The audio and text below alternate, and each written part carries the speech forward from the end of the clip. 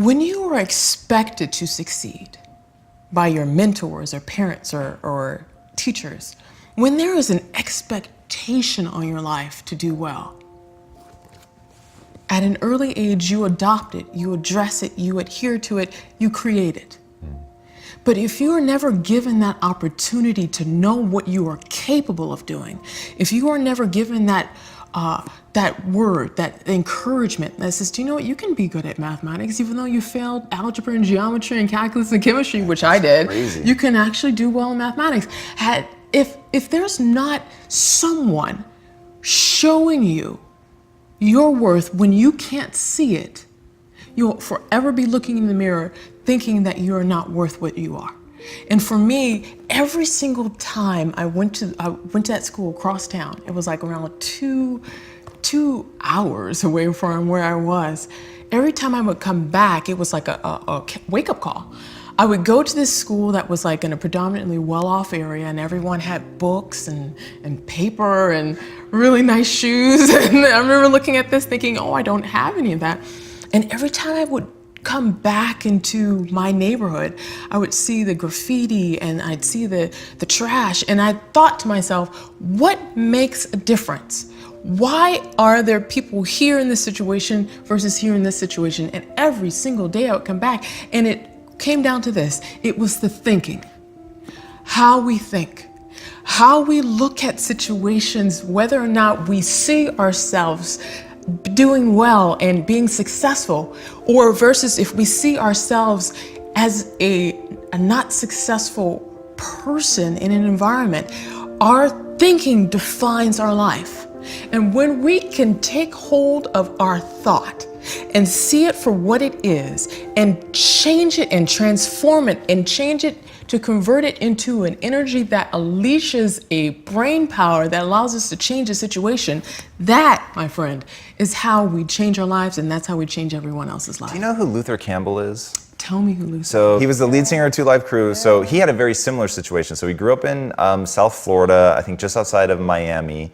And he used to get bused from the inner cities into a wealthy neighborhood to play football because he was good.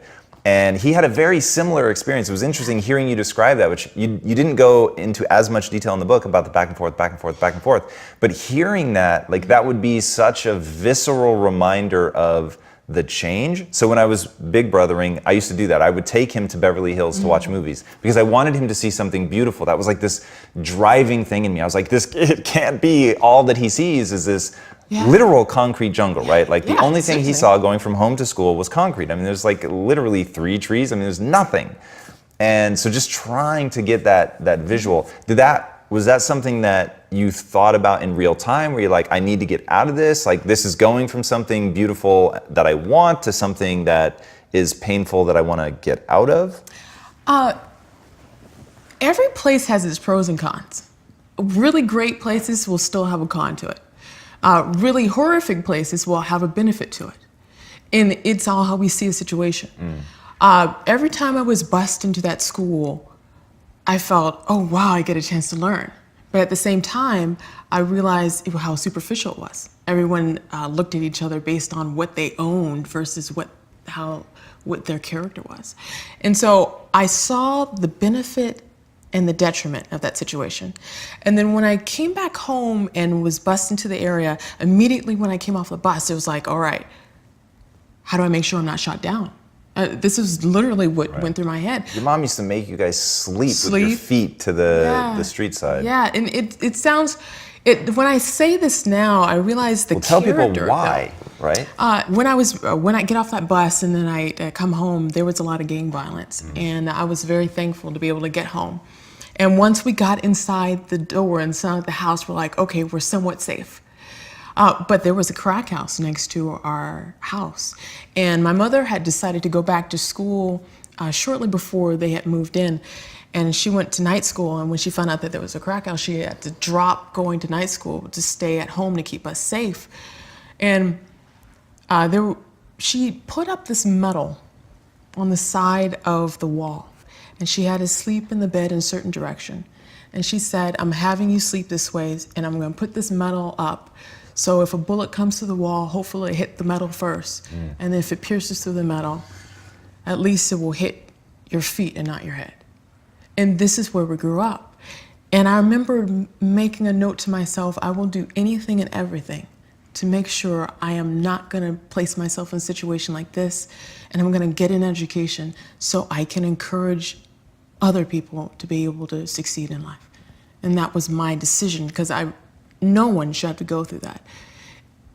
But the beautiful part about going through that is no matter what type of situation I faced in the future, if I could get through that, I could get through anything. Yeah, and I mean, knowing your story, it's like, okay, that was already insane to be able to get over that. But going from that, then you go to, in your TED Talk, the way that you told the story is really interesting. You're like building it up, and in 11th grade, I finally meet this tutor, and he teaches me, how to do calculus, and I'm finally getting it, and I realize I can do it, and I take the AP test, and I want to tell you that I passed, but I don't. I know, I failed it. But how do you go from that to 5th in your class and graduate with a degree in mathematics when people are telling you to quit, by the way? Oh yeah. So what's going on in your mind? What are the mindset pieces that you're putting together to not let people stop you, to not let naysayers slow you down? What are you doing mentally? It was a mental challenge, I must tell you. And what happened was I was failing algebra. I failed algebra. I failed geometry. I failed calculus and chemistry. And there was this calculus teacher that said, all right, I'm going to offer calculus tutoring for anyone who's willing to come to the campus during the winter break. And I thought everyone was going to go. And I didn't even have money to go at the time. And I thought, this is an opportunity. Someone's going to tutor me. This is great. And I remember specifically it cost $1.35 to get on the bus, to get the bus there and back. And I didn't even have that. And I will never forget, it was the gas attendant. It was like a local gas station. It was a gas attendant. He knew I was so dedicated to go to school. He loaned me, he basically gave it because I never had a chance to pay him back, but he gave me $1.35 each way so I could catch a bus 2 hours to get to the campus. That's pretty cool. And sit there. And I thought everyone was going to show up. There was only myself. Wow. And I thought to myself, this is such a blessing. And I sat there and I picked his brain. I'm like, how do I look? What does an integral mean? What does the tangent mean? What does the instantaneous rate mean? And these are all words for derivative in calculus. And I got a chance to sit down with them. And that was the first time ever that I realized I was smart. And when I sat with him, it was amazing because I realized what was stopping me was my own fear. It wasn't anything with my educational aspect. It was me thinking I couldn't do well in mathematics. And when I learned to remove that fear and think, I'm going to do this no matter what's going to happen. I may fail it, I may not fail it.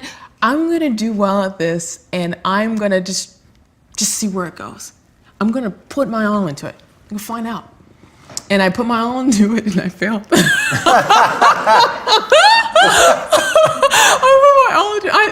I put my all into it, and I failed, but it's something inside of me shifted.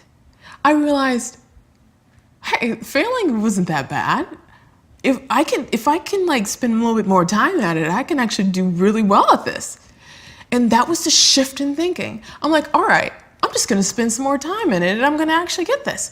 And I went to Cal State Northridge, and I'm very thankful. That was the best school I could have gone to for me personally. And I went to Cal State Northridge, and my first job that I had was a math tutoring job. And I scored, because I had taken calculus and I'd taken those classes over, I scored relatively high on the placement test. And so the job, this is how ironic life is.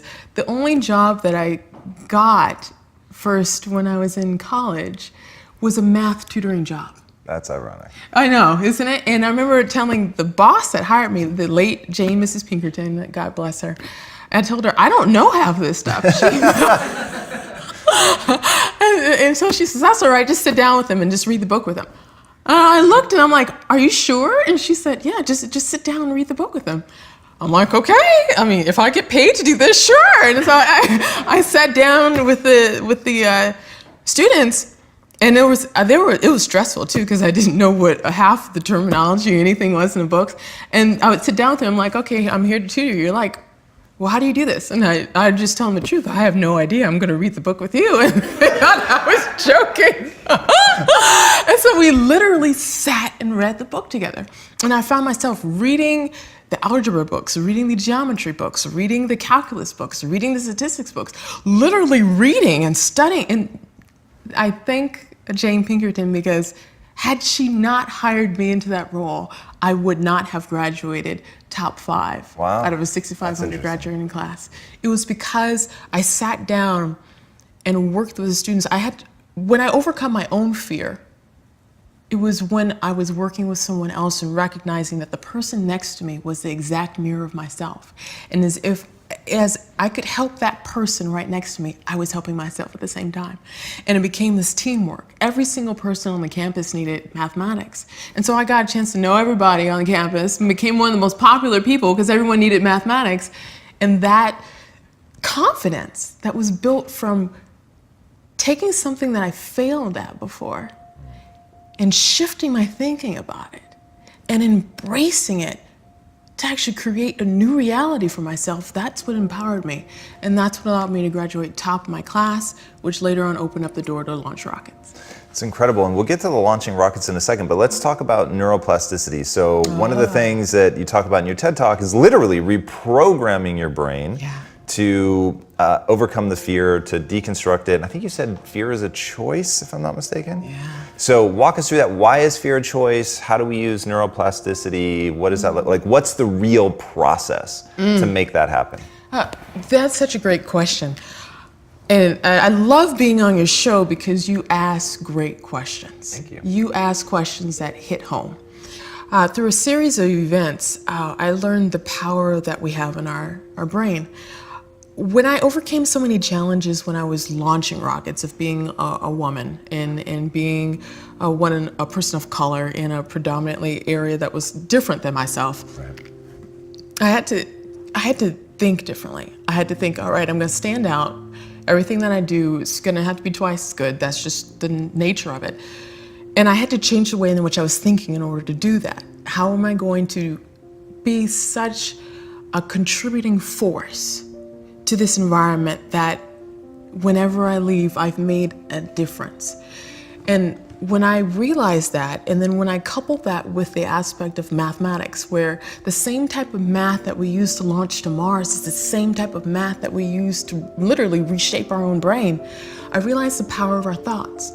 And when you say that, so I'll push a little bit on that. So when you say that, one, I don't think most people know chaos theory. So chaos theory basically, you'll check me if I'm wrong, chaos theory basically states that the beginning circumstances matter a lot. And so it also known as the butterfly effect, right? Butterfly flaps its wings in Shanghai and there's a storm in Australia. So now and fractals, ever repeating patterns in nature, which are fractals. So that plays a huge part in chaos theory. Are you saying that that's what's happening in the brain and that's a key part of neuroplasticity? Yes. Okay. Yes. Chaos theory is the study of chaos. When two things happen at the same time, one will have a completely different effect than the other person. Or let's show you an example. There's two twins born. One twin ends up with cancer, the other one ends up living an entire long life. What was the difference if they had the same DNA? What changes them to have two different outcomes? Chaos theory is like, okay, you could be in space, you can go towards one destination, but any slight change in position will completely stall your vehicle or it will throw you to Mars. Depending on what your movement is, chaos is the type of mapping that gets you there. So how do you take that into account mathematically, which will make this analogy just really powerful? When we have thoughts, neuroplasticity, self-directed neuroplasticity, is the ability to change our own structure of our brain in our head by being aware. How chaos theory affects our brain is that when we are aware of where we are, what we're doing, and more importantly, the decision that we have in front of us, the choice in our thought in a situation, whatever decision that we make in that full awareness, that decision in itself is a fractal moment in chaos that literally changes the brain at that very moment to restructure it inside of your head so you can unleash your power. So, okay, neurons that fire together wire together, and I understand the process of myelination well enough to sort of know a little bit about the architecture of what's happening. So if you're thinking a thought and you're just practicing, let's say, which is a great example of neuroplasticity, right? So I'm going to practice it over and over and over. Those neurons are going to fire together continuously. They're going to literally rewire like you're talking about in sort of that chaos moment. The myelination makes things travel more quickly. So now I'm actually getting better, meaning faster and more capable of thinking that thought. What can people do on a daily basis? Like when you were having one of these moments, which I'm glad you say you start with awareness, right? What am I trying to do? So if they know what they want to do, but they don't know how to get there and they don't know how to trigger the neuroplasticity, what advice do you have?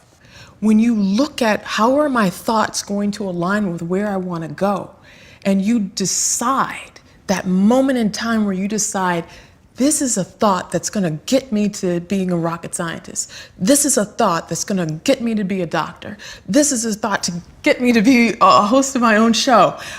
Whatever it takes, I'm going to have all the type of thoughts that's going to get me closer to where I want to go in the future. When we realize that we have a choice in how we think about things, where we have a choice, are we going to be scared about something, or are we going to go for it no matter what's going to happen? That is when we unleash this power to here. What was the thought that you had that let you become a rocket scientist? The thought was back in 1986 when Challenger exploded. Wow. I saw on the TV, and some of the younger crowd that's looking at this, if you have an opportunity, I actually write about this on the Huffington Post. It's one of my articles out there, and Google Challenger explosion. It was January 28th, 1986. And all of us were young kids, and we were looking on the TV. I remember this. You remember that too? Oh, yes. And it was like horrible. Like schools all across the entire United States was looking at the first teacher going up into outer space, and she was going with a group of astronauts, and there was a series of events that happened that created the O-ring to freeze and warp. And so when they lit the rockets, the solid rocket booster literally tilted, and it ruptured the external tank. And the external tank for the space shuttle was like the gas tank, and it punctured the gas tank with this fire, and there was just fire. The entire explosion killed everyone, but it didn't kill the astronauts. They were actually in a pressurized chamber that was supposed to withstand that type of explosion. And I remember their capsule went into the ocean, and when the capsule actually went down into, it hit the ocean, it cracked open like an egg, and they died drowning. Whoa. Yeah. People don't necessarily know that.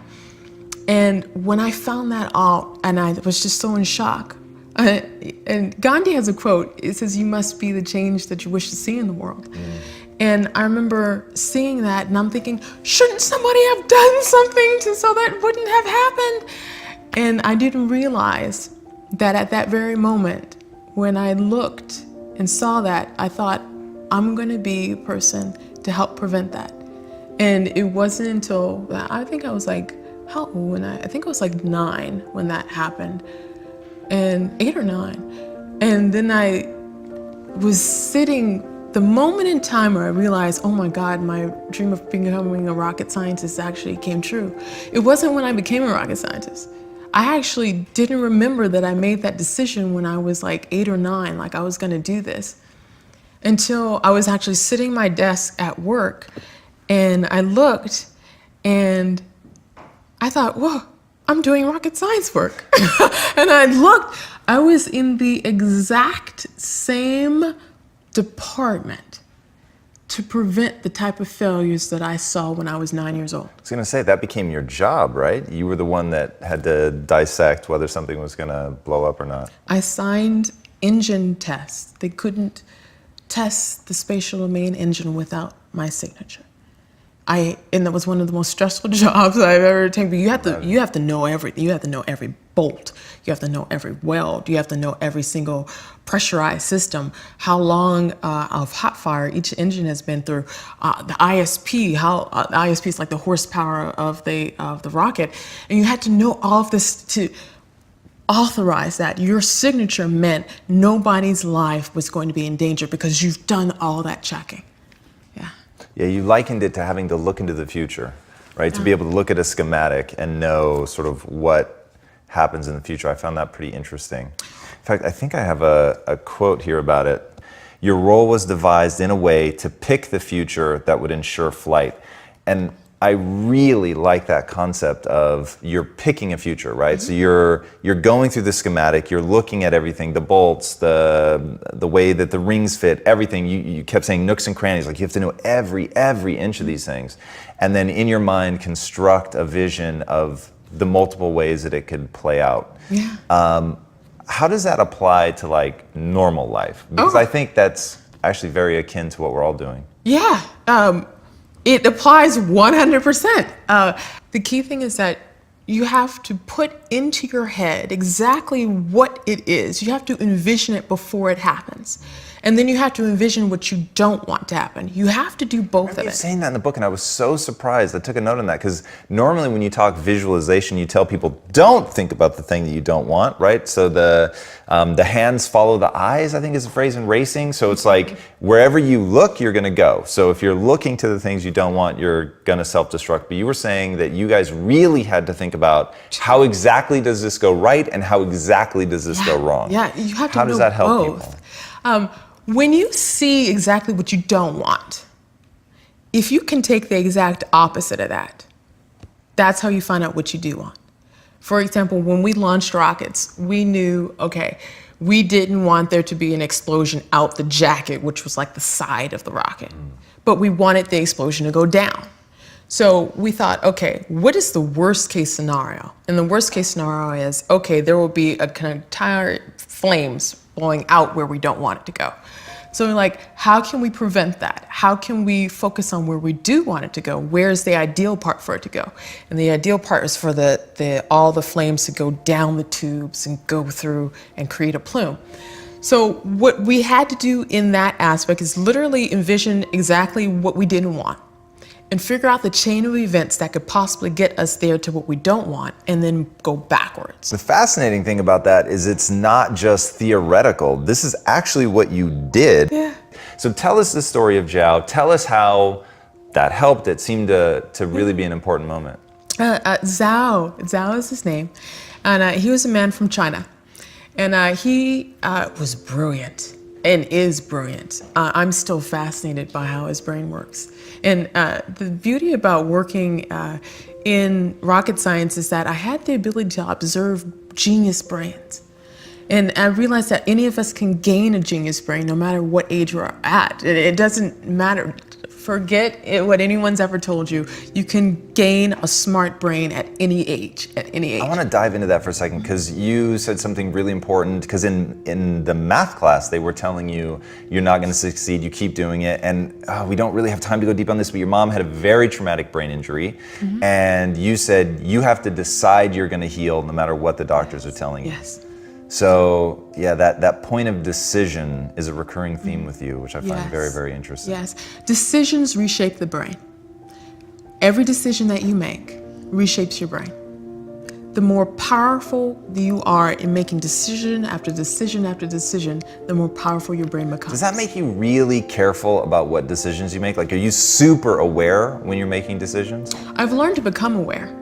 And I've learned to become aware to see, all right, this is where I want to go. How is this decision going to help me get there? It's always keeping that in the back of your head, like, this is where I'm going to go.